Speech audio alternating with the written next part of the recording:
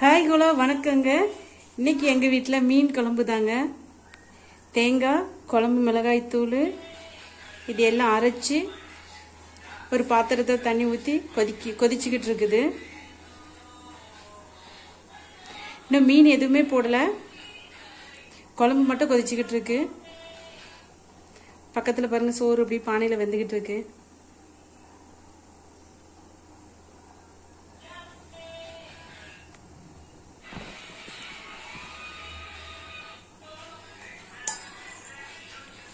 புளி கரைச்சி வச்சிருந்தேங்க, புளி தண்ணி ஊற்றிக்கலாம். குழம்பு கொதிச்சதுக்கு அப்புறம் தான் நான் புளி தண்ணி ஊற்றுவேன்.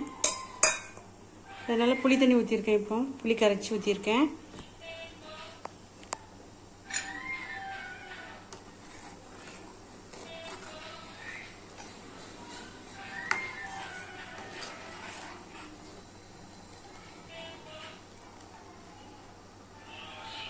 கொஞ்சம் கொதிக்கட்டும். 2 தக்காளி பழம், 7 பச்சை மிளகா கட் பண்ணி போட்டுக்கலாம். தக்காளி பச்சை மிளகா போட்டுக்கலாங்க. இல்லை மிளகா ஒரு 6-7 போட்டால் தான் குழம்பு நல்லா காரமாக சூப்பராக இருக்கும். அதுக்காக தான் 7 மிளகா பச்சை மிளகா போட்டிருக்கேன். 2 தக்காளி,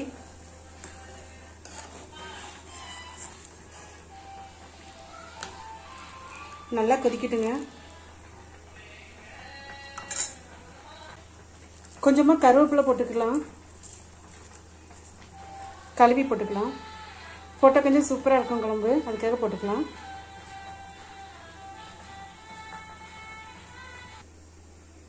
குழம்பு கொதிச்சுக்கிட்டு இருக்குங்க. இப்போ வந்து நம்ம மீன் போட்டுக்கலாம். அந்தியூர் ஏரி மீன் தாங்க இது.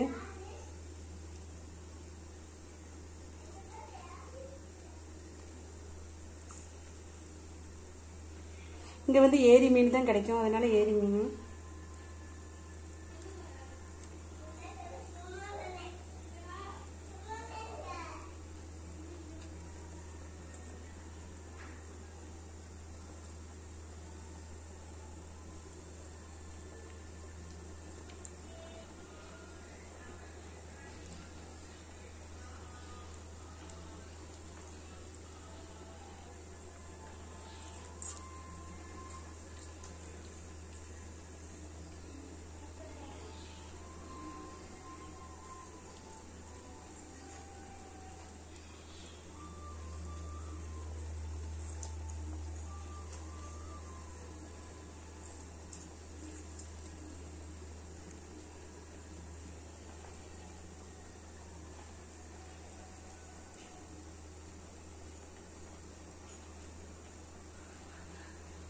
மீன் போட்டாச்சுங்க.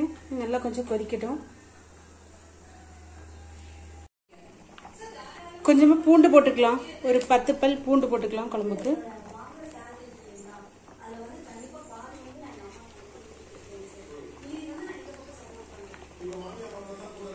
உப்பு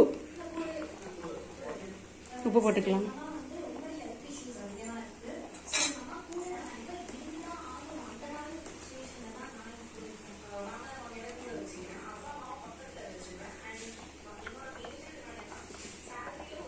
இன்னும் கொஞ்சம் குழம்பு கொதிக்கட்டும். கொஞ்சமா வெந்தயம் வறுத்து போட்டுக்கலாம்.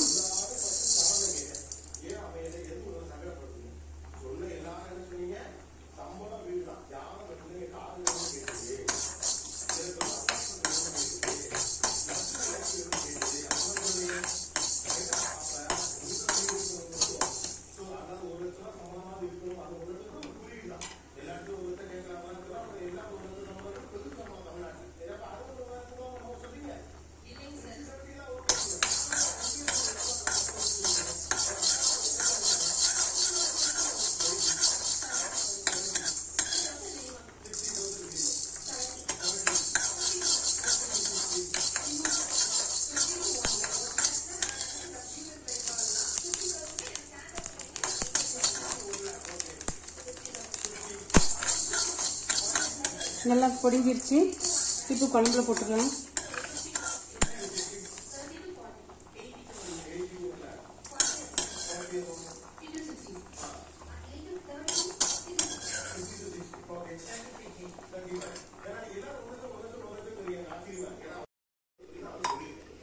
குழம்பு தாளிச்சுக்கலாங்க. எண்ணெய் ஊற்றிக்கலாம்.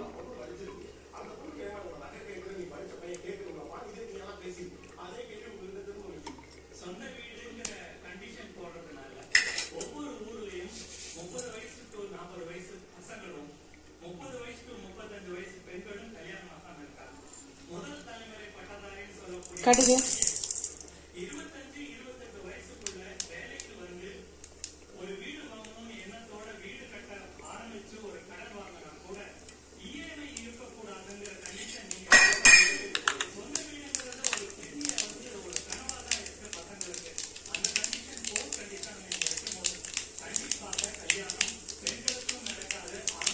சின்ன வெங்காயம்,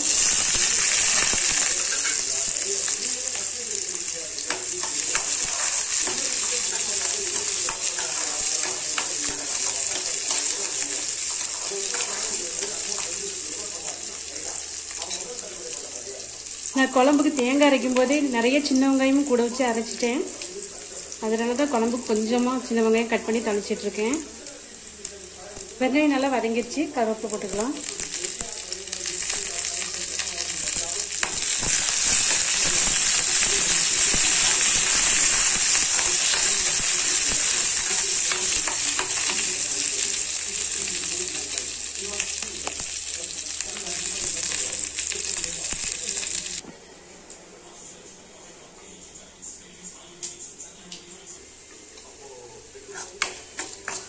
இப்போ குழம்புல எடுத்து ஊற்றிக்கலாம்.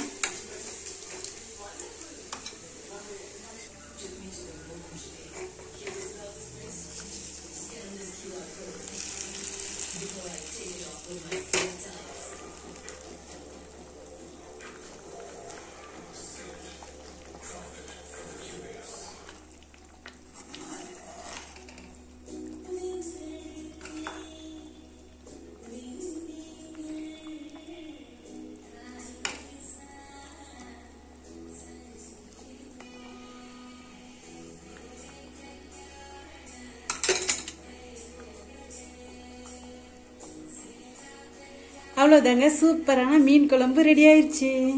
ஓகே, பாய்ங்க.